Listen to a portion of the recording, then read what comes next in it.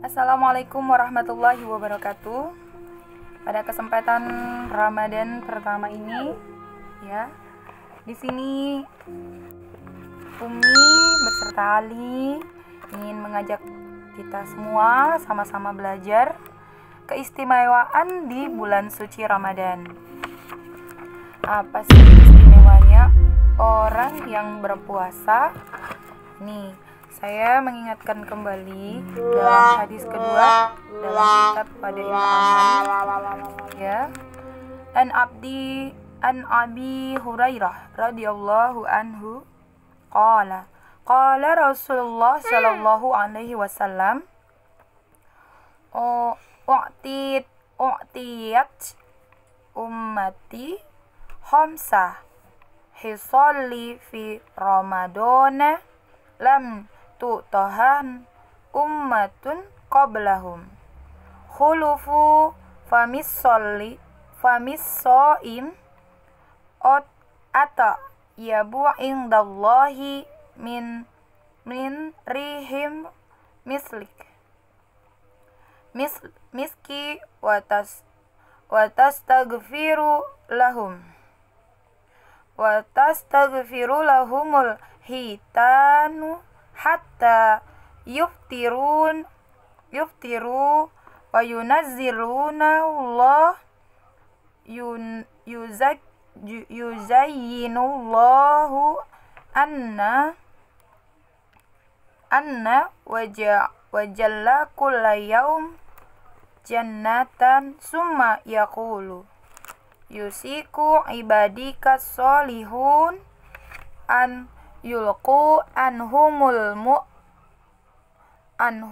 ma'unah wa yasiru ilaika wa yusaffadu fihi maradatus sayyiatin fala yakhlusu fihi ila ma kanu yakhlusuna ilaihi fi ghairihi wa simak farulahum fi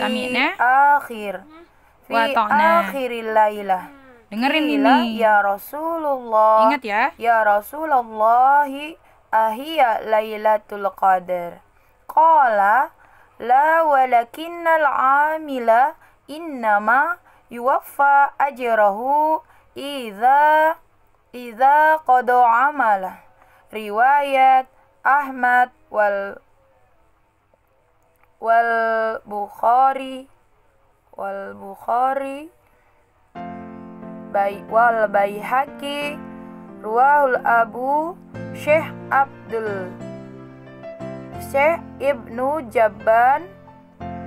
Ibnu Habban fi kitabi suwar al-an abduh wa tastaghfir lahumul malaikati badal hayatan.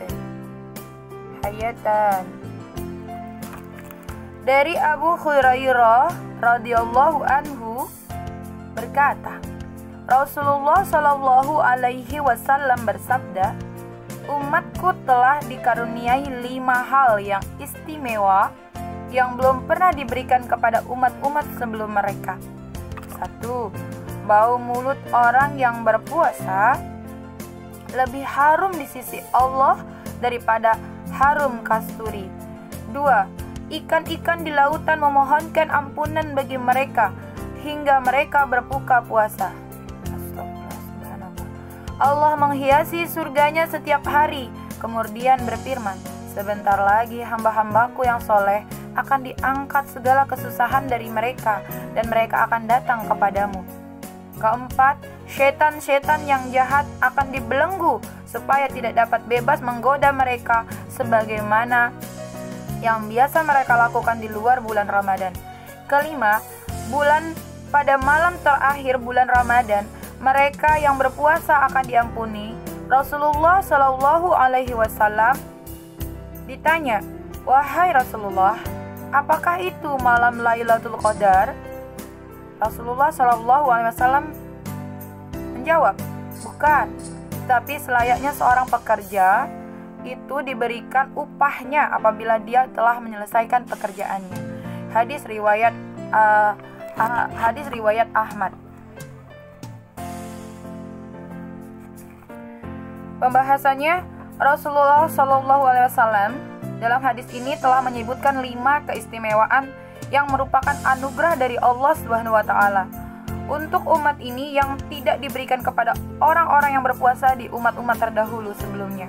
Alangkah beruntungnya, sehingga seandainya kita menghargai nikmat yang besar ini dan berusaha untuk mendapatkan pemberian yang istimewa tadi. Keistimewaan yang pertama yaitu diterangkan kepada kita bahwa bau mulut orang yang berpuasa yang terjadi dalam keadaan lapar dan lebih disukai Allah daripada wanginya kasturi. Para pensyarah hadis ini menyimpulkan kata-kata ini ke dalam dalam 8 penafsiran sebagaimana yang telah disebutkan dalam syarah Al-Muwatta. Namun, menurut saya di sini ada 3 penafsiran yang paling kuat dari 8 penafsiran itu. Penafsiran pertama, Allah Subhanahu wa taala akan memberikan pahala atas bau mulut orang yang berpuasa di akhirat kelak dengan wewangian yang lebih berharga dan lebih wangi daripada minyak kasturi. Ini adalah keterangan yang jelas dan tidak terlalu jauh dari maksud hadis di atas. Riwayat ini seperti juga diterangkan dengan jelas di kitab Darul Mansur. Oleh karena itu, keterangan ini berada dalam posisi yang telah ditetapkan. Penafsiran yang kedua, pada hari kiamat ketika manusia dibangkitkan dari kuburnya, maka akan keluar dari mulut orang yang berpuasa wangi-wangian yang harum daripada minyak kasturi yang merupakan tanda-tanda puasanya. Saya pernah dengar ada orang yang meninggal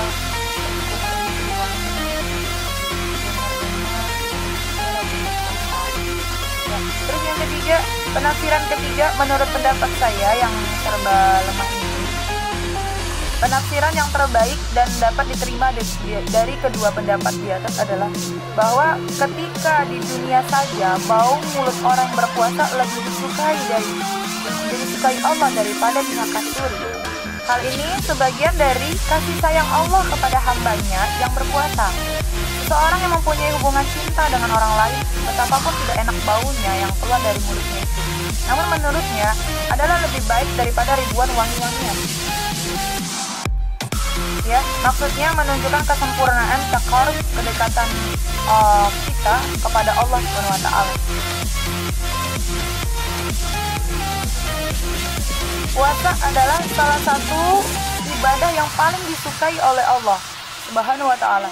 Oleh karena itu, di setiap firman-Nya, setiap ganjaran amal akan diberikan kepadanya melalui malaikat. Namun untuk pahala puasa, aku sendiri yang akan memberikannya, karena puasa adalah khusus bagiku. Sebagian ulama mengatakan bahwa lafaz yang artinya aku sendiri adalah ganjaran, yakni aku sendirilah yang akan memberikan ganjarannya. Ganjaran apakah yang lebih tinggi daripada bertemu dengan yang dikasihi? Dikatakan dalam sebuah hadis bahwa pintu dari seluruh ibadah adalah puasa. Maksudnya ialah dengan sebab puasa maka hati akan bercahaya hingga timbul kecintaan pada setiap ibadah. Namun semua itu akan kita peroleh apabila puasanya itu adalah benar-benar puasa karena Allah, bukan hanya sekedar menahan lapar, bahkan disertai dengan menjaga adab-adabnya yang akan diterangkan nanti setelah ini ya. Oke? Selain itu ada keistimewaan kedua. Ikan-ikan di lautan memohonkan ampunan bagi mereka hingga mereka berbuka puasa. Ikan-ikan ini memohonkan beristighfar, memohonkan ampunan untuk kita, untuk orang-orang yang berpuasa. Maksudnya hadis ini dijelaskan betapa banyaknya makhluk Allah yang berdoa untuk kita. Ya, di sini hal ini dijelaskan karena Allah Subhanahu wa taala berfirman dalam Al-Qur'an. Surat apa ini ya? Yang bunyinya innallazina amanu wa 'amilus solihati sayaj'alu lahumur rahmanu wadda. Sesungguhnya mereka yang beriman dan beramal soleh, niscaya Maha Rahman akan mencintai mereka.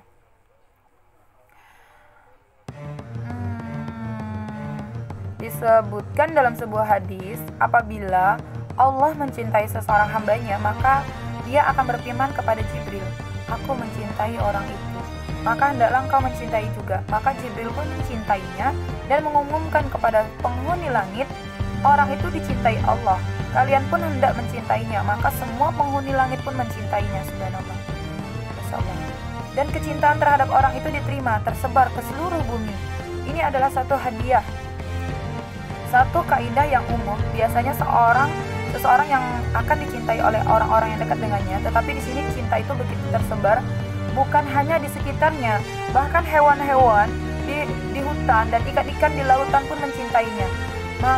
Mereka berdoa untuknya, seakan-akan kecintaan kepada orang tersebut menembus batas daratan dan lautan. Subhanallah. Orang yang berpuasa itu didoakan sama seluruh hewan-hewan dan ikan-ikan yang ada di lautan. Subhanallah. Ya, karena salah satu tanda cinta kita kepada Allah dengan kita berpuasa semata-mata karena Allah, maka subhanallah, Allah sampaikan kepada Jibril, aku mencintai orang itu. Dan Jibril pun menyampaikan kepada seluruh penghuni langit dan seluruh penghuni bumi. Subhanallah, subhanallah. Keistimewaan yang ketiga, keistimewaan yang ketiga, hamba-hambaku Allah menghiasi surganya setiap hari, kemudian berfirman, sebentar lagi hamba-hambaku yang soleh akan diangkat segala kesusahan dari mereka, dan mereka akan datang kepadamu. Ya Allah, mudah-mudahan Allah angkat kesusahan kita ini menghadapi corona ini, Allah. Amin. Masya Allah. Keistimewaan ketiga adalah dihiasi surga yang diperuntukkan bagi orang-orang yang berpuasa. Banyak sekali riwayat yang menerangkan hal ini, dan sebagian riwayat diterangkan sejak permulaan tahun, surga telah dihias untuk menyambut kedatangan bulan suci Ramadan. Subhanallah. Dan ini adalah suatu kaidah bahwa semakin penting kedatangan seseorang, maka semakin banyak persiapan akan dilaksanakan. Seperti pernikahan misalnya, beberapa bulan sebelumnya sudah dipersiapkan. Nah, subhanallah, Allah sudah mempersiapkan surga untuk kita, Masya Allah. Mudah-mudahan Allah angkat kesusahan-kesusahan kita, ya Allah, Masya Allah. Kemudian yang keempat, keistimewaan buat orang berpuasa di sini, setan-setan yang jahat akan dibelenggu supaya tidak dapat bebas menggoda kita, ya. Seperti biasa di luar bulan puasa, ya. Di sini keistimewaan yang keempat, setan-setan dibelenggu sehingga perbuatan maksiat akan berkurang. Jadi perbuatan kebaikan semakin meningkat. Tuntutan dari curahan rahmat dan semangat serta banyak-banyaklah beribadah di bulan suci Ramadan ini. Yang penuh berkah ini adalah untuk mengusir syaitan. Ya, karena itu di bulan ini syaitan berusaha sekuat tenaga untuk menggagalkan dan menghilangkan puasa, sehingga maksiat merajalela di muka bumi ini, bahkan sampai melampaui batas. Nauzubillah summa nauzubillah. Walaupun tidak tampak jelas, tetapi secara umum terlihat berkurangnya perbuatan dosa. Ya, mudah-mudahan semakin meningkatnya perbuatan kebaikan di bulan suci Ramadan ini. Dan di sini berapa banyak pemabuk yang meninggalkan minuman keras pada bulan suci Ramadan. Beberapa banyak kemaksiatan yang biasa dilakukan secara terang-terangan terhenti karena keberkahan bulan Ramadan. Kalaupun masih ada perbuatan dosa, hal itu bukanlah suatu perkara yang sulit untuk memahami hadis ini. Karena kandungan hadis ini menerangkan bahwa yang dibelenggu adalah setan yang sangat jahat. Maka jangan heran jika masih ada perbuatan-perbuatan dosa, karena itu akibat pengaruh setan yang lebih kecil kadar kejahatannya. Ya Allah, a'udzubillahi minasyaitonirrajim. A'udzubillahi minasyaitonirrajim. A'udzubillahi minasyaitonirrajim. Ya, selain itu dalam riwayat lain terdapat keterangan bahwa pembelengguan setan-setan itu secara mutlak tanpa batas hanya setan-setan yang terjahat aja gitu, kayak bapaknya iblis gitu ya, atau emaknya setan. Nauzubillah min zalik. Maka apabila yang dimaksud hadis ini di atas adalah perbuatan pembatasan kepada setan yang terjahat, nauzubillah, Yang terkadang satu lafaz disebutkan secara mutlak, namun di pihak lain diketahui adanya pembatasan. Maka ini pun bukanlah satu hal yang bertentangan dengan hadis. Sebaiknya jika yang dimaksud oleh hadis kita ini adalah pembelengguan seluruh setan, maka terjadilah kemaksiatan di bulan suci Ramadan. Bukanlah sesuatu yang aneh. Karena walaupun secara umum kemaksiatan itu terjadi karena godaan setan, tetapi dapat juga terjadi karena pengaruh kuat dari racun dan hawa nafsu manusia. Ya, sehingga lama-kelamaan itu hal menjadi tabiat, biasaan, ya, sulit untuk dihilangkan. Nah, inilah sebabnya mengapa orang-orang yang biasa berbuat dosa di luar Ramadan, maka di bulan Ramadan ia pun tetap melakukan dosa. Nauzubillah min dzalik. Karena orang itu sudah terbiasa hidup dengan hawa nafsunya, maka dosa-dosa itu pun terjadi terbiasa karena pengaruh hawa nafsunya yang luar biasa. Nauzubillah min dzalik. Nah, di sini Rasulullah SAW yang menyatakan bahwa ada seseorang yang melakukan satu dosa, maka titik hitam akan melekat di hatinya. Apabila dia bertaubat dengan benar-benar, dengan betul-betul bertaubat, maka titik hitam itu akan terhapus. Jika tidak bertaubat, maka titik hitam itu akan tetap melekat apabila dia melakukan dosa lainnya. Maka titik hitam lainnya pun akan muncul di hatinya sehingga betul-betul menjadi hitam. Ya, jika suatu demikian, maka tiada suatu nasihat pun yang dapat masuk ke dalam hatinya. Mengenai hal ini,